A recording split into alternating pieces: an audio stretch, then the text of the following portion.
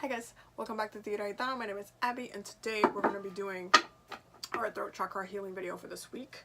And I'm actually very excited for this video because throughout this entire weekly reading, it's literally been like air is blocking, thoughts are blocking, communication is blocked, everything is blocked, everything in the air is blocked. It's just blocked as hell, and it's just like I want to know what the hell is blocking our throat chakra so much that it's like everything is blocked by the space.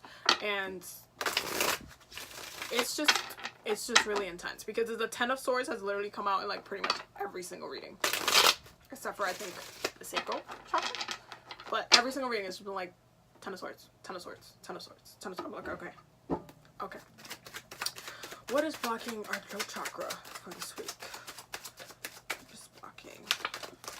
Our throat chakra. I feel like this is gonna go hand in hand with the our heart chakra reading, as far as like past life work and healing something that's a wound from a very it could be from like when you were younger, but it also could be from a different time. I'm just blocking our throat chakra this week. And I just feel like there's like so much self-work that needs to be done. It's like Scorpio season's not really, it's not over. Wow, 2 6s, okay. Scorpio season is not over. Okay. That's interesting. How can we best heal the throat chakra this week? How can we best heal the throat chakra this week? How can we best heal? How can we best heal our throat chakra this week?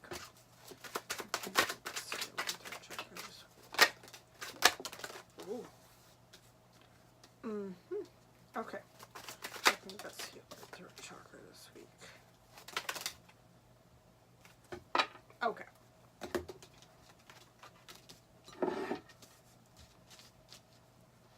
Bottom of the deck is Temperance and the 2 of Wands. Okay. I see what's happening here. So for our throat chakra this week, there's first of all, there's like a lot of illusions and stuff going on, but again, there is a lack of being able to succeed because there is some trauma that is, it hasn't been dealt with, so you cannot get to these 2 points right here. It has not been dealt with. It's just, you can keep dreaming about it, you can keep thinking about it. It will not properly manifest until you heal the space. And this is the second time that the Queen of Swords is coming up in the readings. She came up in the root chakra, and then we had the King of Swords before, but second time. And then with the Hierophant, this is Taurus energy, by the way, but the Hierophant is also stuff that's already been pre-established. This is conforming to stuff. This is things that, this is really, it's society, how we come together, how we listen to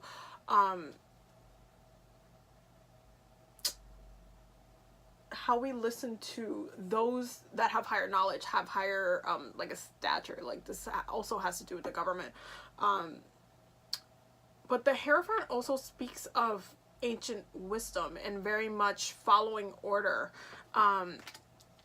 especially with this Queen of Swords right here. There's something that's being, your ability to speak what needs to be said, to speak your reality, to speak the good into your reality, is being blocked because there's a lack. You cannot properly see what the problem is. You can't really address it, and this came up in the heart chakra reading.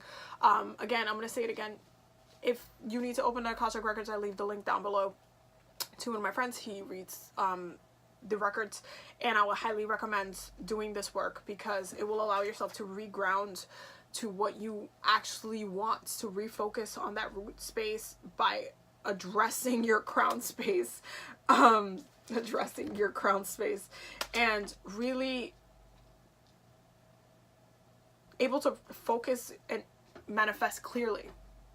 because there's just a lack of it. There's just like a, no, it's, everything's just lost, whether you're lost in your emotions, whether your heart space is screaming louder than your throat, but you're not able to literally say the words. There's a haze, there's a, just, it's not, everything is not moving as it should. And so your throat and your voice is lost in this maze of what can and should be and what it's not. So the way that we heal that this week, we have the 9 of Cups with the Wheel of Fortune, the 8 of Cups with the 7 of Pentacles, and then we have the 8 of Wands with the Queen of Pentacles. And this really tells me, because we have 2 queens in the reading as well, this really tells me that there's a need to focus, ground up, focus on your root, focus on where you're coming from. This again goes back to the records. Focus on who you are, what you're grounded in, what is your truth, what is that you, what is the traumas that you've been holding on from, like, from ever, really, that are affecting you now so badly that you can't even move now. You can't even allow yourself to take a chance or say what needs to be said or put in the work. You can't ground yourself in something because it's just like your ego. You can't get to the 9 if you don't do this 8, by the way. That's just how it works. You can't get to the 9 if you can't do this 8. And the 8 requires you, the 8 of Cups requires you to leave some stuff behind, to release some emotional just trauma and some emotional pain that doesn't really serve your ego, your will, your empowerment, your sense of self. It just doesn't help. And there needs to be allowing yourself to flow into a space where you're actually setting intentions and making moves based on the fact that you're actually grounded in something. It needs to be something that you're just clear on. I will tell you this. You can honestly say that the Queen of Swords is a very clear and conscious mind, but in the blockage she is not. I would tell you that the Queen of Pentacles, though, this is also the card of Capricorn as well, as you can see by the little tiny goats right there. The Queen of Pentacles is very grounded and is very mentally clear on what she's grounded in. That's what allows her to reap the benefits of what she's put into the ground, and to watch it grow within time, and to see how it develops, and to really enjoy and feel the pleasure of everything that she has achieved. And it comes with having patience to see how things developed, but also just really being in your power and allowing yourself to be grounded, to really, our root chakra space. If you haven't watched the root chakra video, I just recommend watching the root chakra video. Our root chakra space is very much affecting our other chakras, but then the other chakras are also like affecting the other chakras. Is very much like it's all interconnected. The energy, one energy is affecting the other. If your root chakra is blocked and you don't feel grounded, then of course your sacral chakra is going to be blocked, and then your solar plexus is going to be blocked, and you're not going to have a sense of will. You're not going to be in your power. And if your sacral energy is blocked, and you're going to be holding on to all these goddamn traumas and all of these goddamn things that make you feel hazy and not grounded. And then if your heart chakra is blocked and you're not able to feel pure love running through your heart space to the point where you just feel like you can give something to someone, or you just feel so much love for yourself. If you are not in that space, you need to get in that space. You're not going to be able to speak clearly until you address your sense of power and your sense of will and your other chakras. As far as getting them balanced, you're not going to feel that. There is something about looking into the future, and that's come up in the other readings as well, as far as like start planning stuff out, start like really deciding where you want to move to, because there's a lot of stuff that we're releasing, but then there's we're going to be called into setting intentions as well. So how are you going to get into that space? How are you going to move into that space? How are you going to bring yourself back to that space? And this really comes with like practicing a lot of self-care and self-love, because we don't feel like we're not on a high horse. The blockage is not, it's just like not being on a high horse. You don't feel good. You don't feel like you're at your best.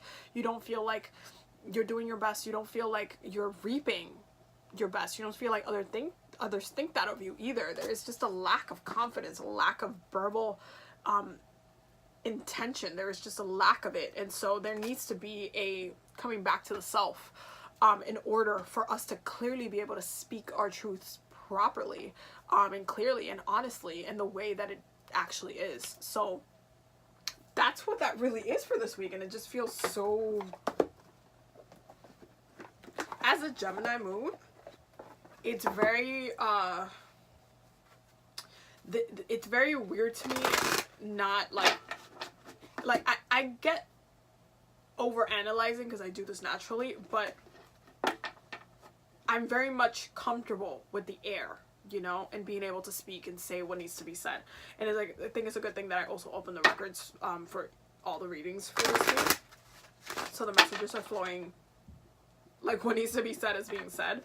But there is a lot to say about using your placements, and I want to talk about that because, listen, if you're a goddamn air sign, or you have a very, very, very like strong air sign placements, and you know this, you're very, whether you've done your chart reading or not, if you've done your natal chart reading, if you haven't, definitely do it. But if you know you have like air sign placements, and you know that the moon is in an air sign, or you know that the sun is going to be in an air sign, or you know that there's something being activated in an air sign or a part of your chart that's air, work with your air. Don't suffocate under the rest of the planets. I mean, it's easier said than done for sure, because last week I was just suffocating in my emotions, and then everything moved to fire, and then I was fine.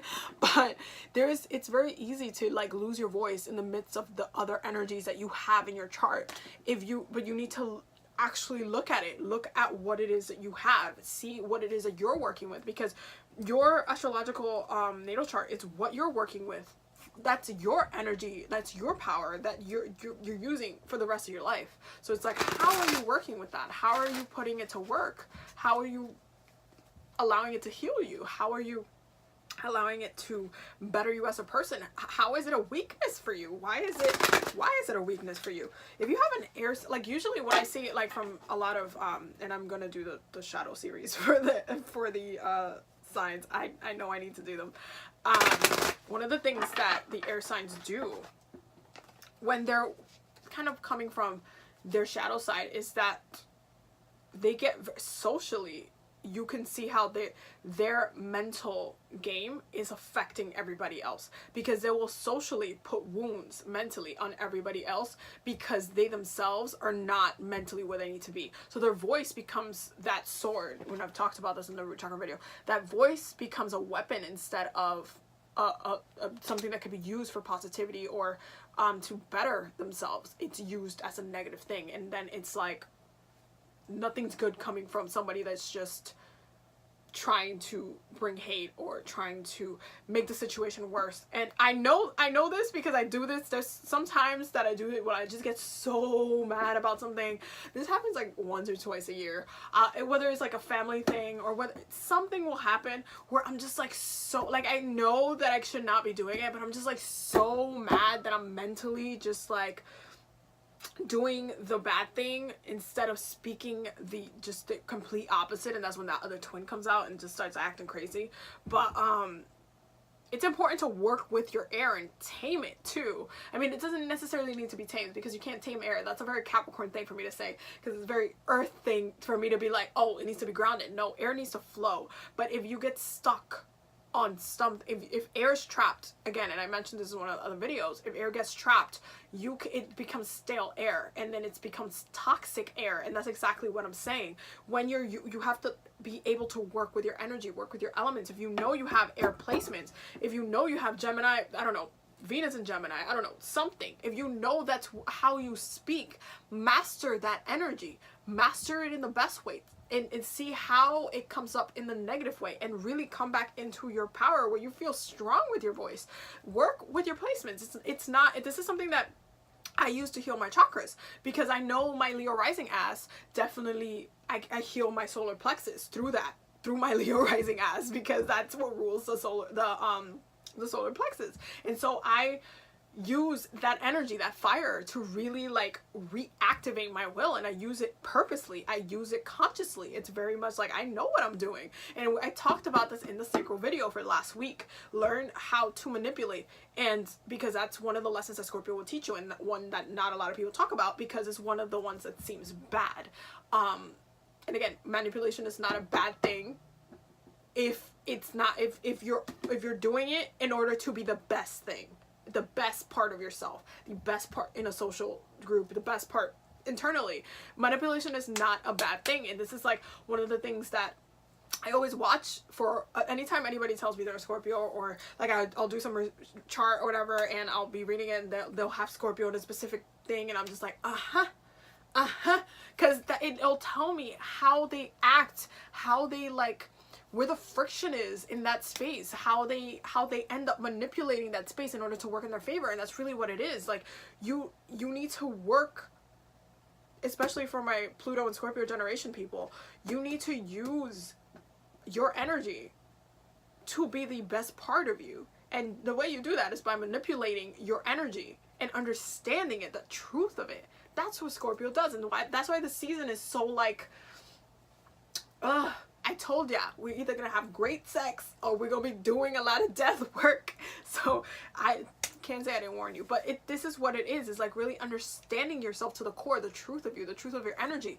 And when you're working with the throat chakra, it's literally like, if you are finding a blockage in this space and the cards are saying, listen, this, you need to release this, and you need to do that, and you need to connect like this, you need to open the records, you need to do this lifetime is coming up to you. Pay attention to your dreams too. Like, what is it saying? What is your subconscious sneaking through to you? And when you get to that point, it's like, okay, let me sort out myself. Let me sit down and be like, reflect. And that helps your intuition as well, because once you start opening up that direction, your voice becomes direct, and it becomes like, no, this is what that is. And it's just like, this is what this is. This is what the truth is about this.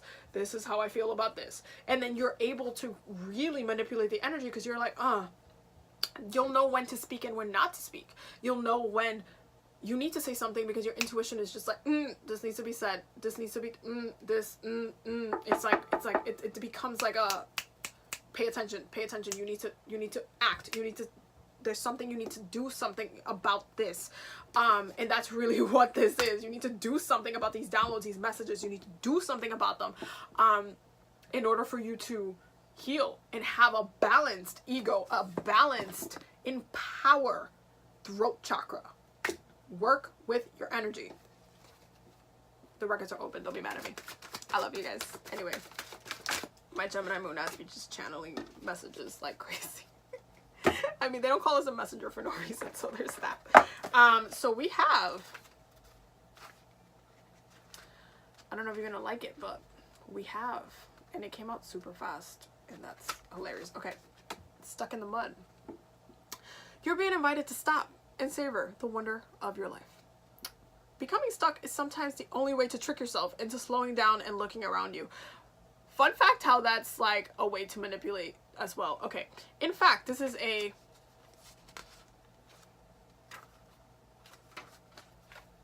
sign that you need to shift your focus away from what you're doing and place your attention elsewhere. Struggling will only get you to even muddier places. Now is not the time to move forward, but to observe. Clarity about your circumstances will come a little later. Stop and find the joy in what you've been overlooking. Soon you'll be out of the mud, but for now, be still and know that Spirit has a plan for you.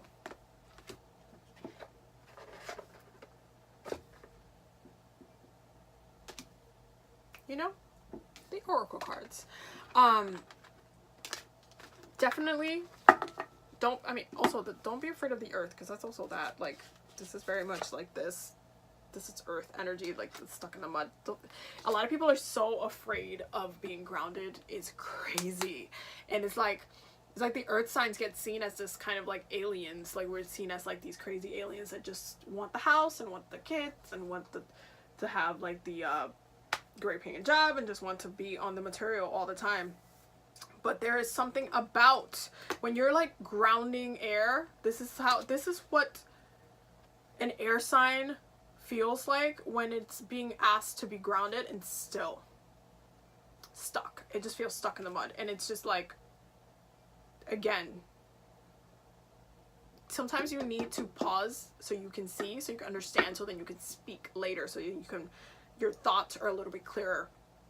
So really just focus on coming back to yourself, your power. And if that means you need to be still and chill, then do that. Okay? So I will see you guys in the next video. Don't forget to subscribe and do all the things. My links are down below. And yeah.